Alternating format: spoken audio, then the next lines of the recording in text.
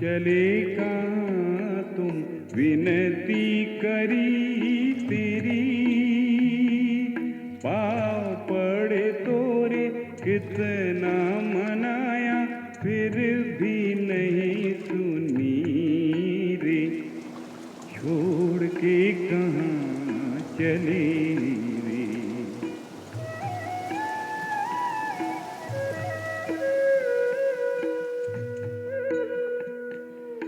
घिरत रात अंधेरा डरावे, लोहित मोहे रुलावे,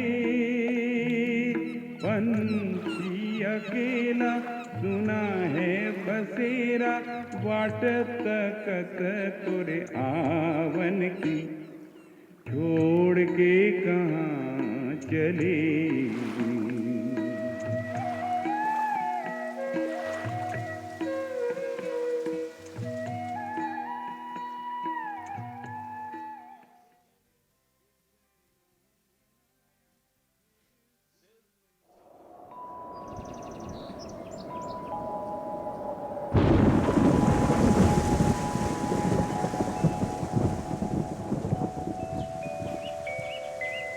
The mysterious, magical and mystical state of Arunachal Pradesh is one of the largest states in northeastern India and has an area of about 83,743 square kilometers and is home to at least 26 major indigenous tribes. Bandadeva is the entry point to Itanagar, the capital of Arunachal Pradesh. Our unit discovered the intriguing traditions of ancient lifestyles lived out against one of the most diverse ecological settings in the country. We try to uncover the myths and legends of this land and its people. We marvel at its cultural and religious wealth and antiquity. The stunning combination of its haunting beauty, the treasure house of exotic flora and fauna, and its rich tribal heritage makes Arunachal Pradesh a fascinating journey for discerning travelers like us. Scholars and anthropologists have divided the Arunachal Pradesh tribes into three broad groups on the basis of their art and cultural patterns. Their headgear, hairstyle, and in some cases, even the Daos distinguish them from one another. The first group comprises of the Bodic tribes like the Monpas, Shertukpens, Membas, Khambas, Khamtis, and Sengpos. The speciality of this group is the skills of wood carving and painting. The second group includes the Adis, Apatani, Tagans, Mishimis, Tangshas, Mijus, Sulangs, Nishis, and the hill Meris. And then comes the third group, which comprises of the Nokte and Wanchu tribes that inhabit the Tirap and Changlang districts. They are also wonderful craftsmen, but their style and motives are totally different from the previous two. While the typical tribal house in the interior and upper mountainous areas of Arunachal Pradesh are built exclusively with bamboo, cane, and timber. Those closer to the plains often have concrete pillars to support the bamboo or timber platform floors. The interior of any traditional tribal house will invariably have the hearth or fireplace at the center of the main hall or living room.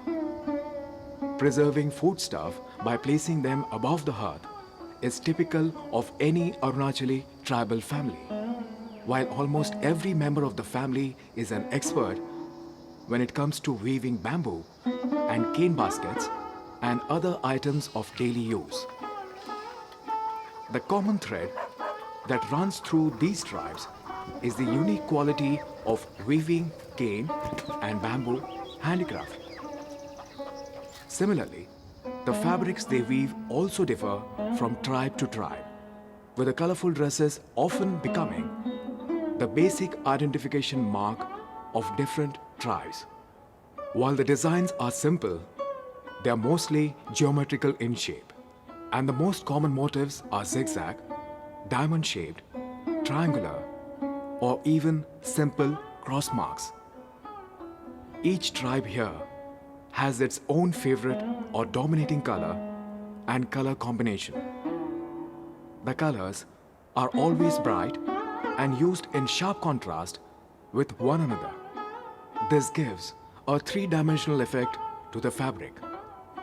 Generally, the borders of skirts and shawls used by women are horizontal, but the coats and jackets have vertical borders, while the Adi and Apatani tribals concentrate mostly on simple straight lines and stripes.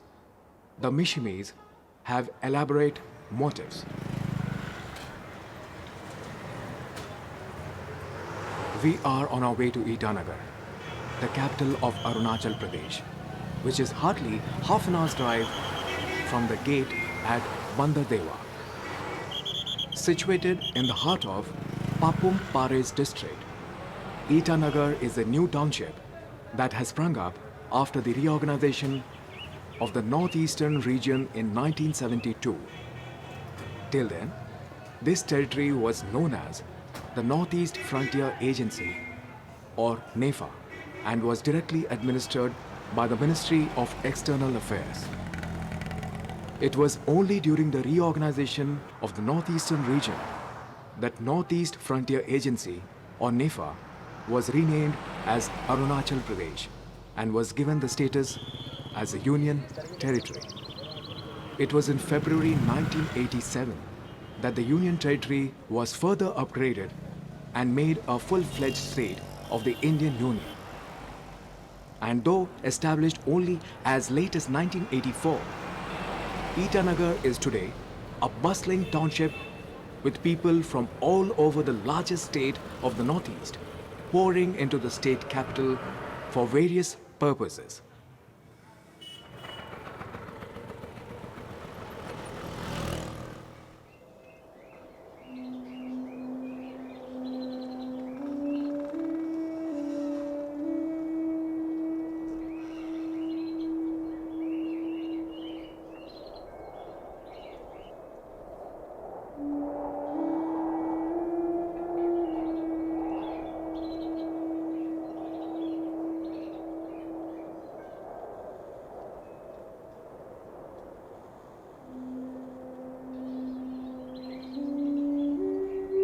Itanagar, however, has actually sprung up in the ruins of the ancient Ita Fort, a brick fort, which is one of the 5 such forts in the entire state. Archaeologists believe the Ita Fort was built some 600 years ago. According to some historians, the Ita Fort was built by a king called Ramchandra, who had his original capital at Majuli, the famous island in the heart of the Brahmaputra.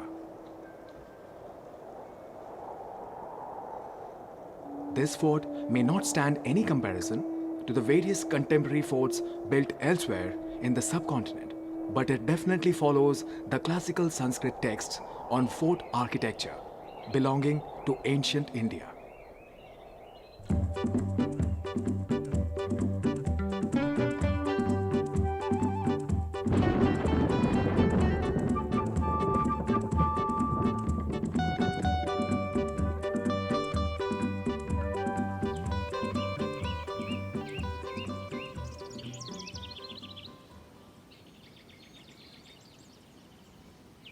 TP is just inside Arunachal Pradesh on this road and is situated as the country's biggest orchid research center.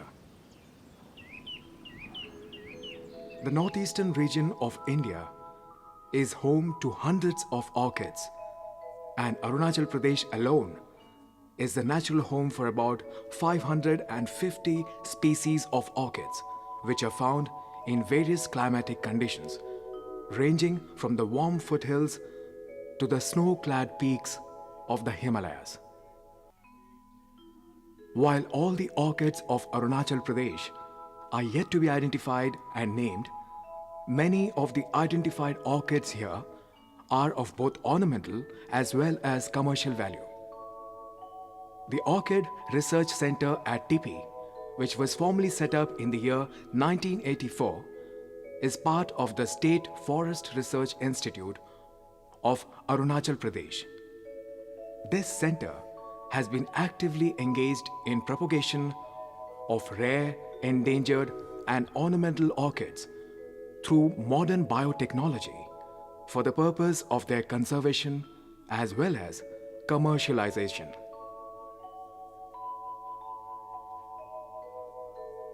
Orchids are legally protected under provisions of the Wildlife Protection Act.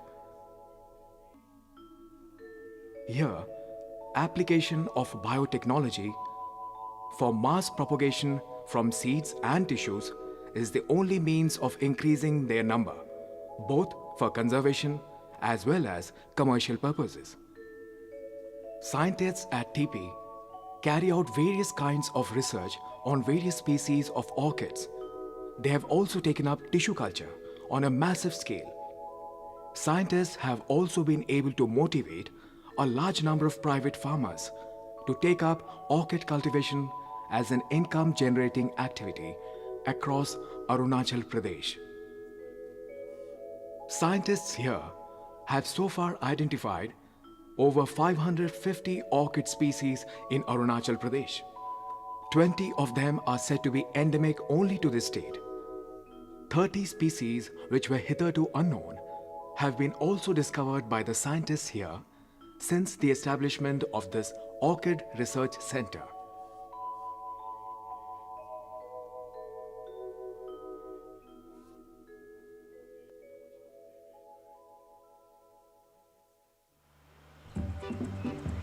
Construction of roads in Arunachal Pradesh has been a rather challenging activity.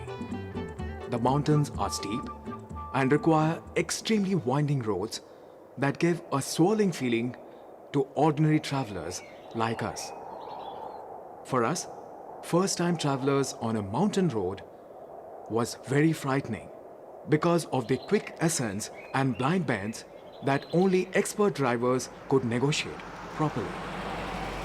The roads, however, looked wonderful from a distance, with their serpentine shapes providing a lot of thrill and feast for the eye.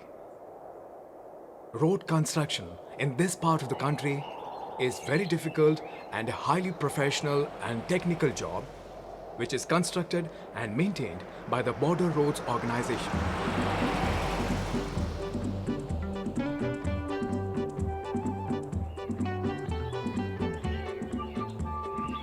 Our next stopover is Bomdila, a delightful stopover indeed, which is also the headquarters of the West Kameng district, located at a height ranging from 2,430 meters to 2,700 meters above sea level. Bomdila is a sacred place for the Tantric Buddhists.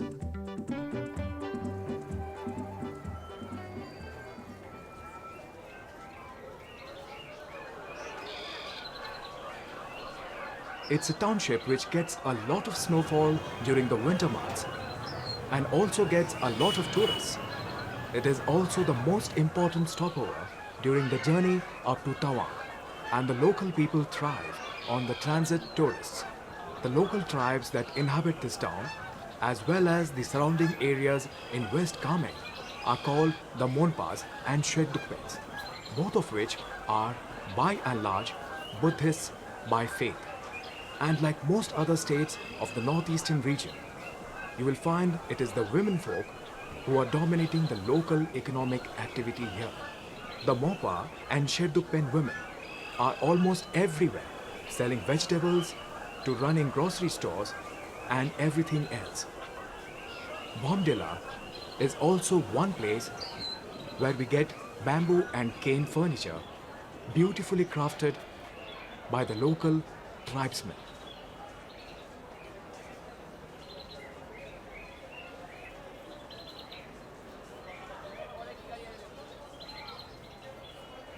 Buddhism is all-pervading in and around Bomdila. and lamas or monks in their typical dresses are visible all around.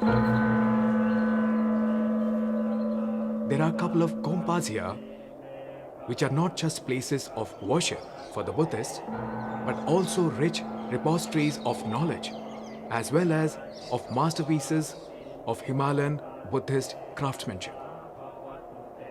The architecture of these gompas is typically Tibetan, which is also visible in architecture everywhere else in this part of Arunachal Pradesh.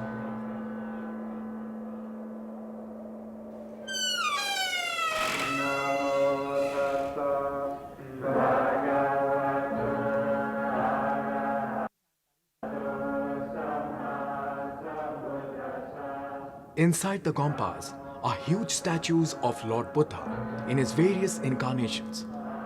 Some of these statues are of gold and some of other metals, including bell metal, all draped in intricately embroidered cloth, most of which again are of silk that is available only in the northeast region.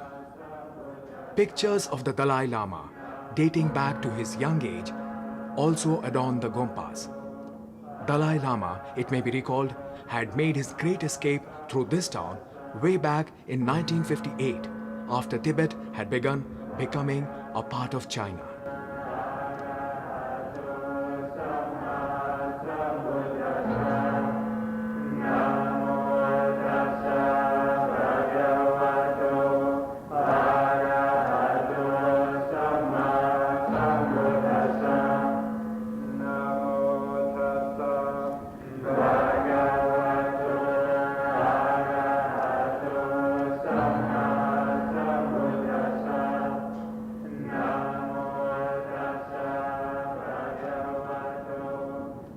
The Himalayan dragon heavily dominates these designs and motifs, which is also typically visible in almost every work of art or craft in the Kameng region of Arunachal Pradesh.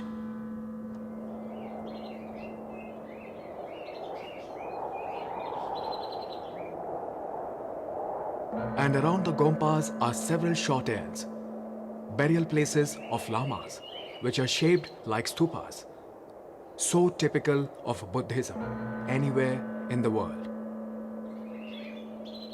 And as they live in peace, they also lie in their afterlife in this gompa.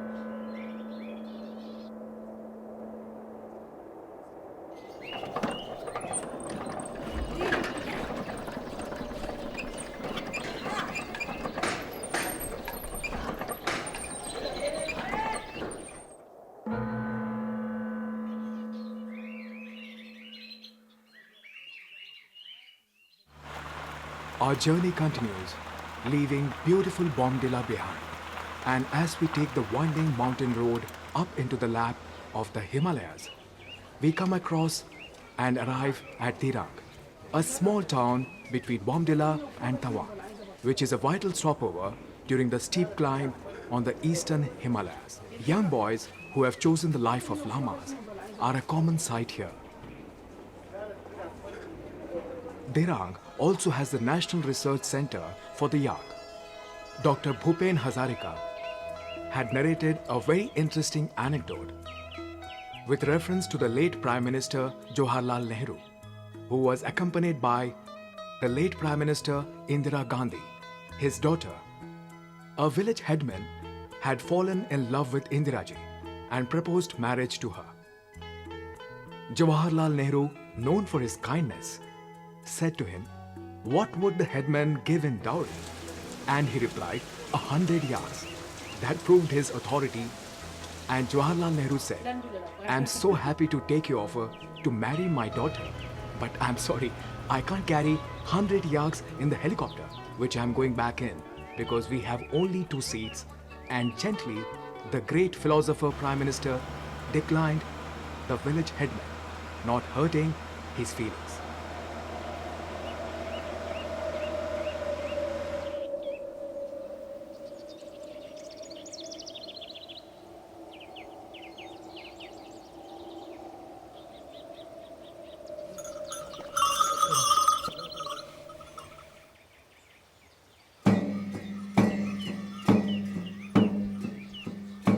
The Sherduk pens and Wonpas are experts in creating huge masks of animals which are used during dances performed in various festivals that they observe during different periods of the year. The masks may be typically Tibetan and Himalayan, but scholars also find close links between these masks and the Garuda mask of the great Pan-Asian mystical entity. It is important to recall that the Garuda entity cuts across both Hinduism and Buddhism across Asia, thus reminding us of the close links of the communities across the great subcontinent Bharatvarsh.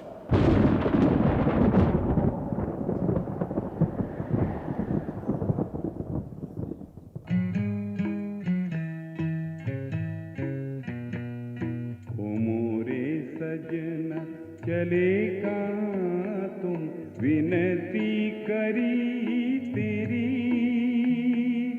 पाँव पड़े तोरे कितने